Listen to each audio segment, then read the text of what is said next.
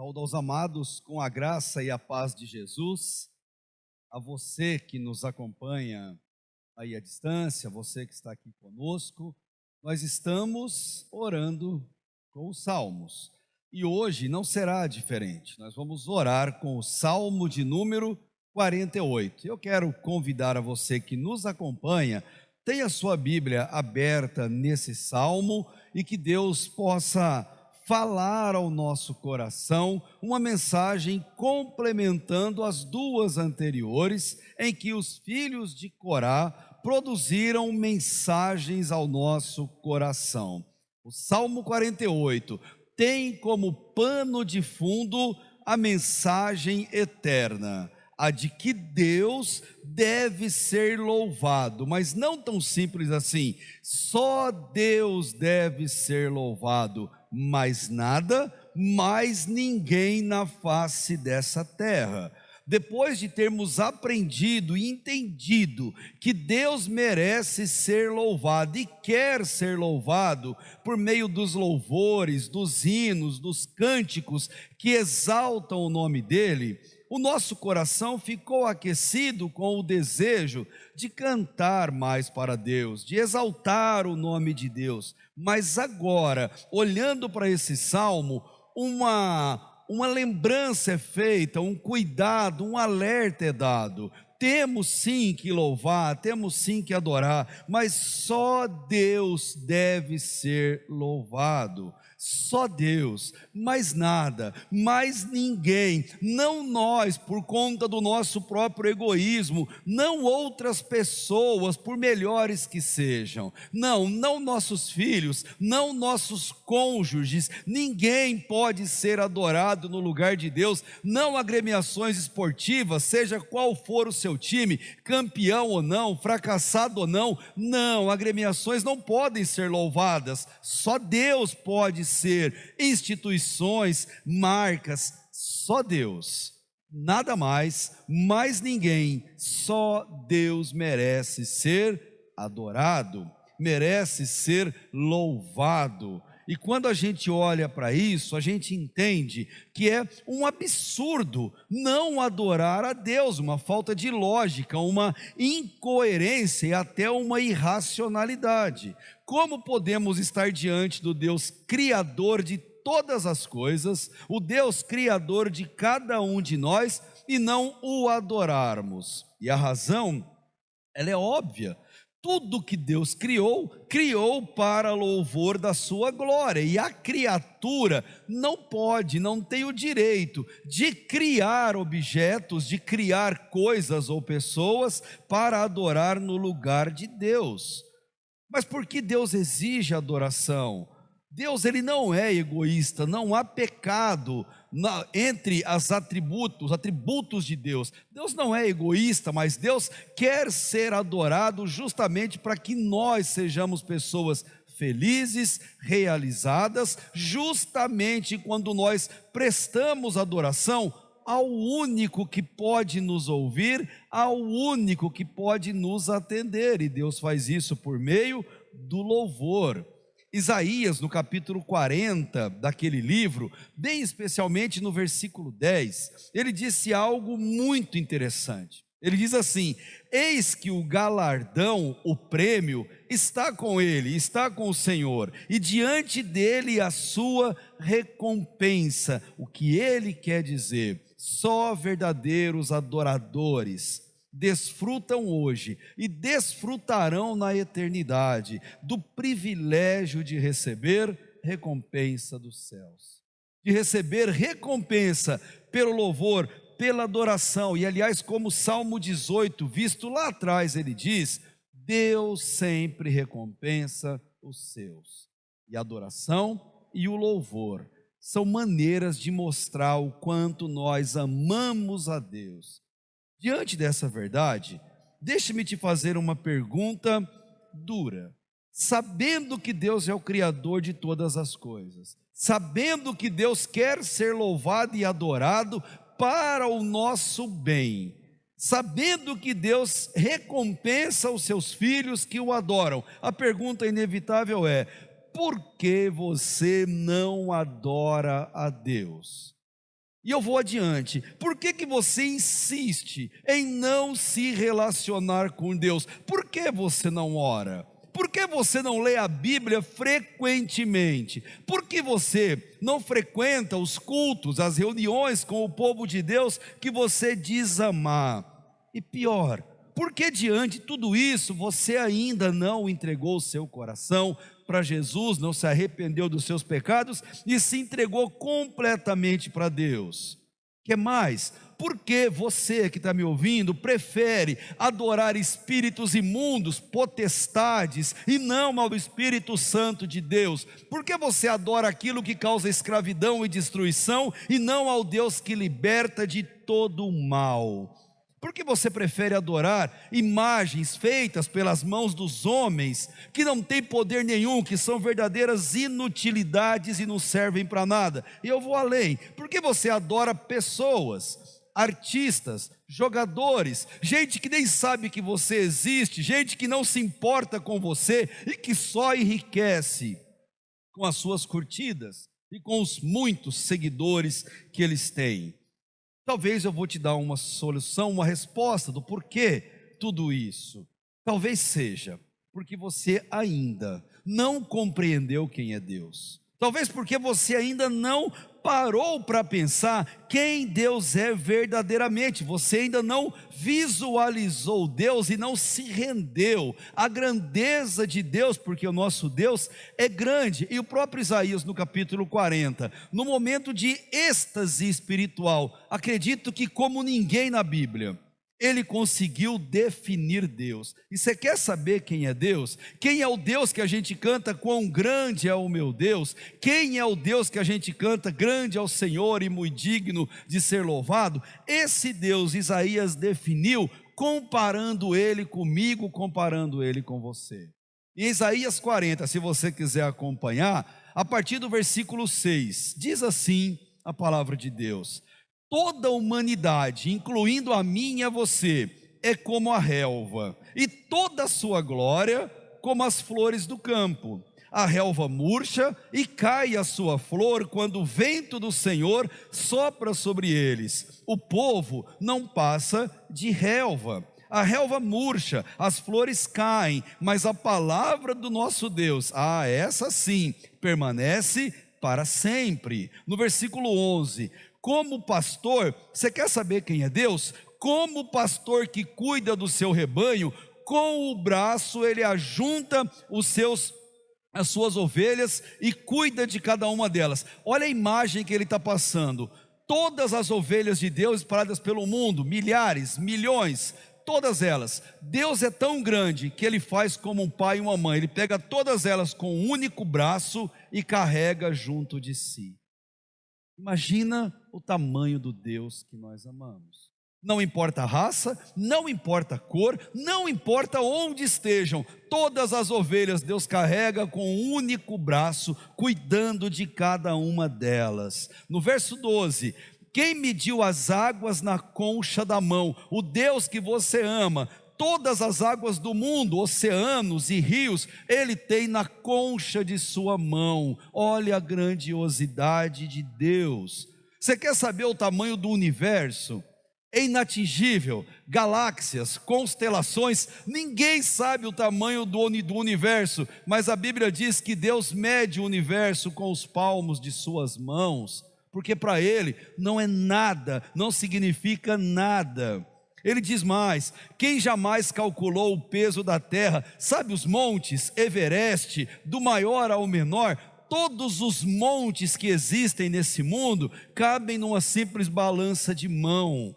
Para Deus eles não são nada. As colinas cabem no pratinho da balança, porque Deus é grande, majestoso. Versículo 14, a quem o Senhor consultou que pudesse esclarecê-lo, ou lhe ensinasse a julgar com justiça? Quem lhe ensinou o conhecimento, ou aponta o caminho da sabedoria? É claro que é ninguém. Versículo 15, na verdade, as nações, todas elas, são como a gota que sobra do balde. Você tem noção disso?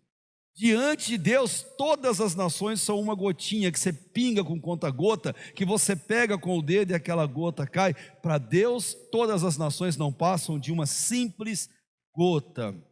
São como pó que sobra na balança, que você assopra e ela volta a ficar limpa. As ilhas, lindas e maravilhosas, não passam de um grão de areia. E no versículo 17, diante dele todas as nações são como nada, para ele são sem valor e menos que nada. E aí Isaías desafia, verso 18: a quem vocês compararão Deus? Como vocês poderão representá-lo? Com todo esse tamanho, como que você vai representar Deus? Ele vai dizer, com uma imagem que funde o artesão e que os ourives cobrem com ouro e modela correntes de prata, ou com o ídolo do pobre que pode apenas escolher o bom pedaço de madeira e procurar um marceneiro para fazer uma imagem que não caia. E aí ele é irônico. Será que vocês não sabem? Nunca ouviram falar? Não lhes contaram desde a antiguidade? Vocês não compreenderam como a terra foi fundada? Sabe quem é Deus? Verso 22, ele se assenta no seu trono, acima da cúpula da terra, cujos habitantes são pequenos como gafanhotos. Ele estende os céus, como você faz com um tapete para colocar ou tirar da sua casa, quando ele vai colocar o termo forro, e ele arma o mundo, os céus, como uma tenda, para neles habitar. Como que nós compararemos Deus? A quem nós compararemos Deus? A que compararemos Deus? A nada, a ninguém. Então só Deus merece ser louvado, adorado, glorificado em nossa vida. E ele é tudo isso, e mais um pouco, e ainda assim se importa conosco. Ele é tudo isso, e ainda assim olha para a nossa humilde vida, nossa frágil vida, nossa pecaminosa vida. Mesmo Deus sendo assim, Ele se interessa conosco. E a pergunta de Isaías no versículo 27 é clássica: por que você reclama, ó crente da primeira igreja batista de Americana? Por que você se queixa, ó cada um que nos assiste no YouTube? O Senhor não se interessa pela minha situação. Talvez você diz, o meu Deus não considera a minha causa. Olha o verso 28, a resposta para você. Será que você não sabe, nunca ouviu falar? O Senhor é o Deus eterno, Criador de toda a terra. Ele não se cansa, nem fica exausto. Sua sabedoria é insondável. E se é o teu caso, veja só, Ele fortalece ao cansado e dá grande vigor ao que está sem forças. Até os jovens se cansam e ficam exaustos, os moços tropeçam e caem. Mas olha eu e você. Mas aqueles que esperam no Senhor renovam as suas forças, voam bem alto como as águias, correm e não ficam exaustos, andam e não se cansam. Como nosso Deus é grande, só Ele merece ser louvado, adorado. Ademar de Campos, tão conhecido, compreendendo essa verdade, com muita maestria ele declarou: grande é o Senhor.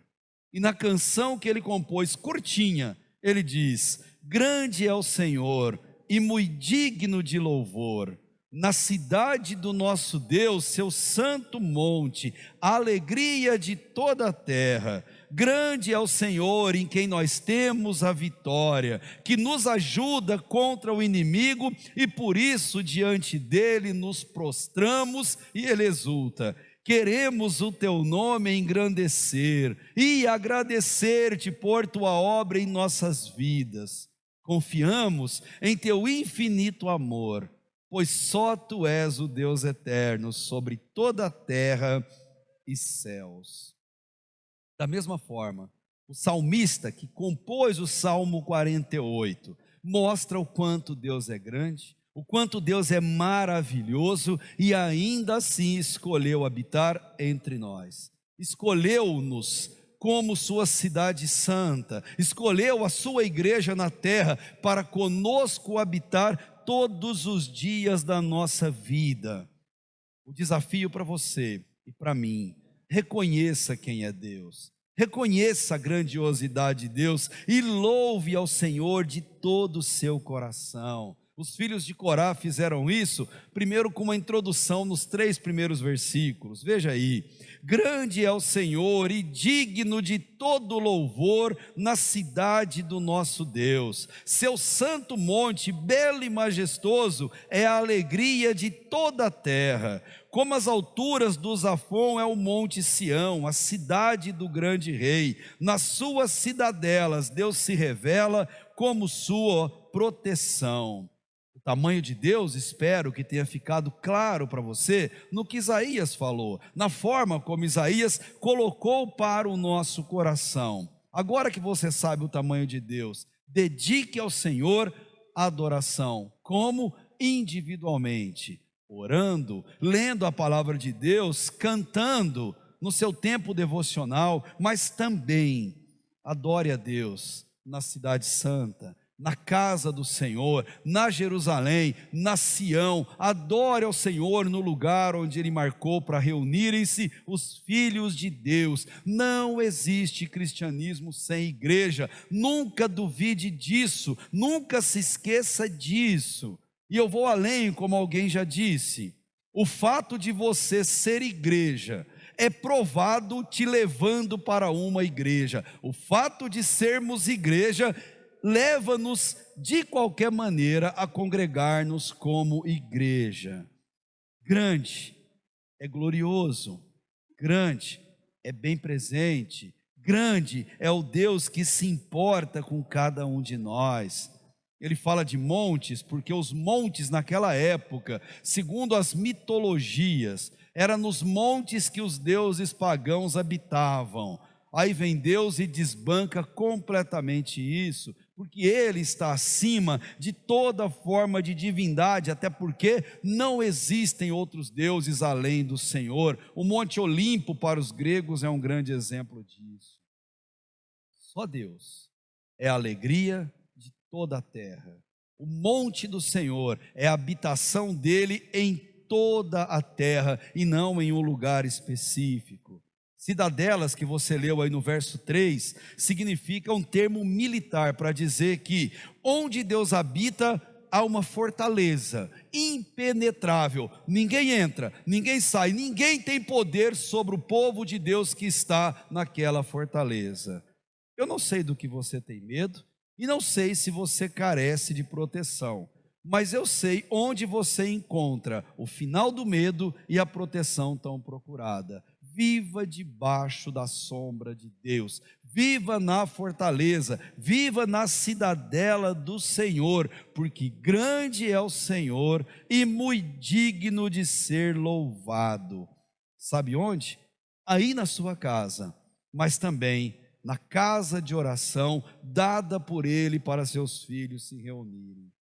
Depois dessa introdução, o salmista também vai mostrar para a gente de uma forma muito especial qual é a reação de medo e de pavor que os perseguidores da fé acabam tendo. E a partir do versículo 4, olha o que ele vai dizer: vejam, os reis somaram forças e juntos avançaram contra ela. No caso de Jerusalém, hoje o povo de Deus, quando a viram, ficaram atônitos, fugiram aterrorizados. Ali mesmo o pavor os dominou, contorceram-se como a mulher no parto.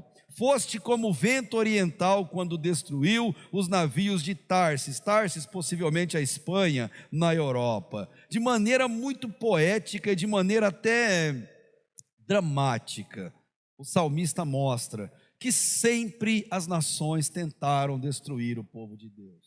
Não é novidade, sempre fizeram isso, individualmente, ou juntaram forças para tentar destruir Jerusalém e o povo de Deus, tentaram fazer coligações e atacarem o povo de Deus durante todos esses milênios.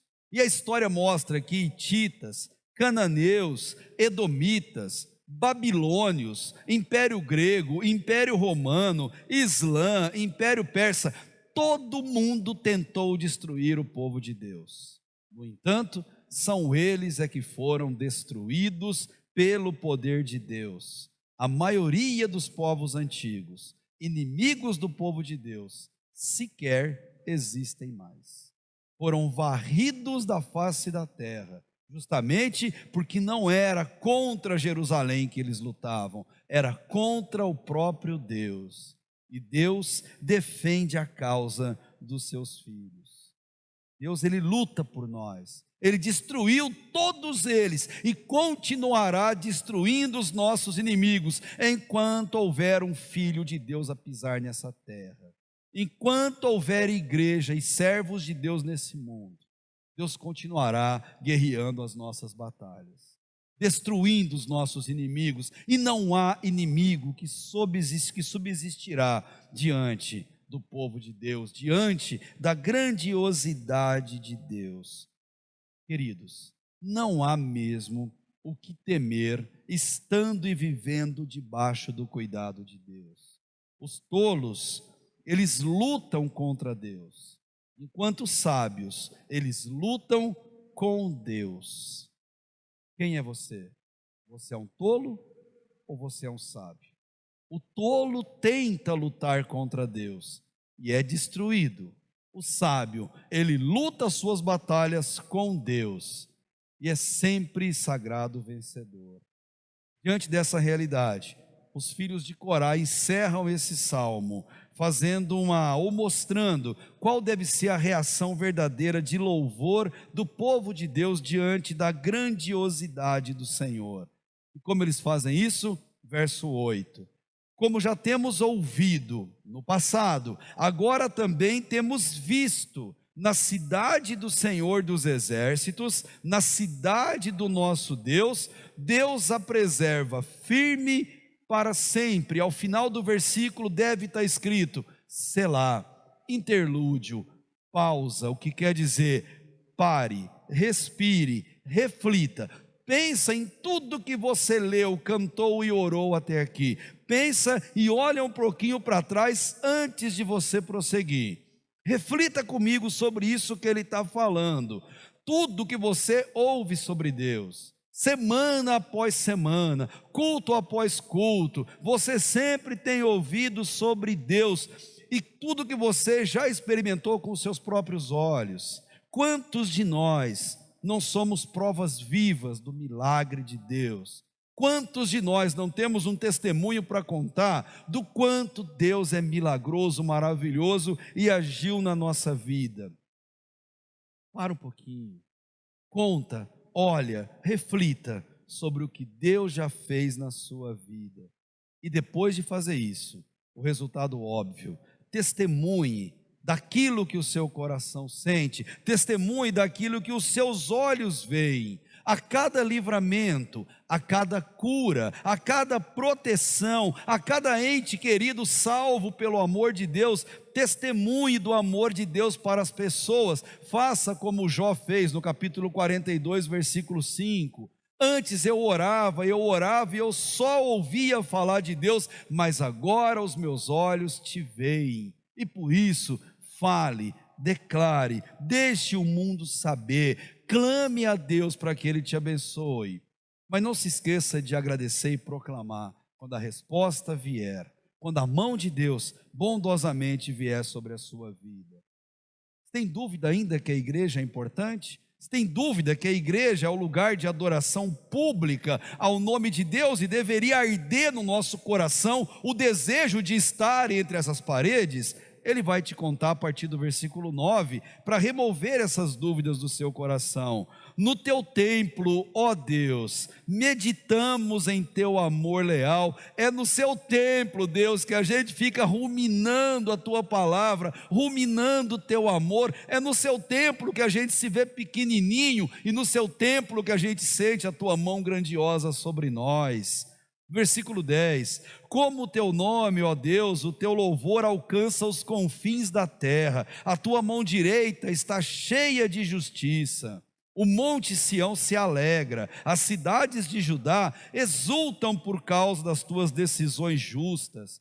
Percorram Sião, contornando-a, contem as suas torres, e olha a ordem que ele dá para mim e para você. Observem bem as muralhas onde Deus protege, examinem as suas cidadelas para que vocês falem à próxima geração. Veja as muitas bênçãos que Deus tem derramado sobre a sua vida. Contemple a bondosa mão de Deus sobre você. Alegre-se com isso e depois de fazer, observa tudo em sua volta e conte isso para as próximas gerações. Conte as maravilhas de Deus. Não cesse de falar do livro dessa lei, como já disse lá em Josué. Não pare de testemunhar do amor de Deus. Fale para os seus filhos, fale para a sua família, fale para os seus amigos, para pessoas estranhas. Fale da maravilha de Deus. E sabe como fazer isso? Uma das formas é cantando, é louvando, é exaltando o nome de Deus. Maravilhas de Deus devem ser repassadas adiante. O nosso hinário, o cantor cristão, tem um hino que leva justamente esse nome, Maravilhas, o hino de número 282. E ele diz assim: chegado à cruz do meu Salvador, prostrado aos pés do meu Redentor, ele atendeu logo ao meu clamor. Glória ao Salvador.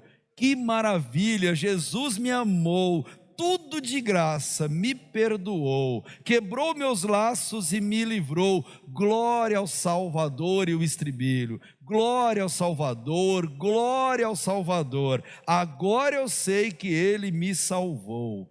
Glória ao Salvador. Você pode declarar isso?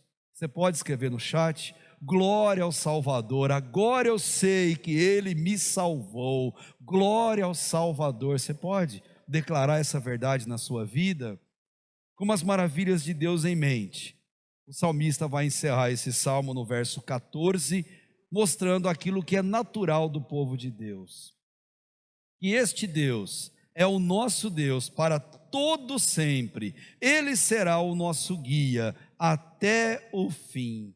O salmista espera que declaremos com o nosso coração: esse Deus que acabamos de enxergar com os nossos olhos da fé, Ele é o nosso Deus e é o nosso Deus para sempre. Desde o momento que Ele nos salvou, Ele deve ser o nosso Deus até nos levar para a glória, para viver com Ele na eternidade. Deus é fiel e Ele é fiel até o fim e espera esse comportamento de cada um de nós. Ame a Deus, louve a Deus aqui, até o momento em que você possa, de maneira pessoal e literal, ver com seus próprios olhos a Jesus, na Nova Jerusalém, na Sião Celestial, na cidade do nosso Deus, no céu. E eu quero te convidar. Você vem comigo nessa caminhada? Você vem comigo para a eternidade ao lado de Deus? Faça isso, crendo que só Deus deve ser louvado. Nem mais ninguém, nem mais nada. Adore ao Senhor, porque grande é o Senhor. Amém, queridos? Se você crê nisso, feche teus olhos e vamos orar ao nosso Deus, nosso grande Deus. E vamos terminar com o louvor que fala exatamente isso. Enquanto a nossa equipe se posiciona, eu quero orar com você nesse momento. Pai, nós reconhecemos a sua grandiosidade, reconhecemos, Deus, o quanto o Senhor é bom em nossas vidas, o quanto o Senhor é grande, e declaramos com os nossos lábios: grande é o Senhor e muito digno, e somente o Senhor é digno de ser louvado em nossas vidas. Obrigado, Deus, pelas maravilhas que tem feito. Obrigado pela maior de todas, que é mandar seu Filho morrer na cruz em nosso lugar. Obrigado, Deus, por nos salvar e nos resgatar desse lamaçal de destruição e pecado. Obrigado, Deus, porque o teu amor é incondicional, a tua fidelidade é absoluta. Obrigado, Pai, porque o Senhor tem todas as águas do mundo na concha das suas mãos. O Senhor mede, Deus, todo o universo a palmos e ainda assim se importa conosco, pobres pecadores. Te agradecemos por isso, te louvamos por isso e cantamos a tua glória e a tua misericórdia, em nome de Jesus. Amém e amém.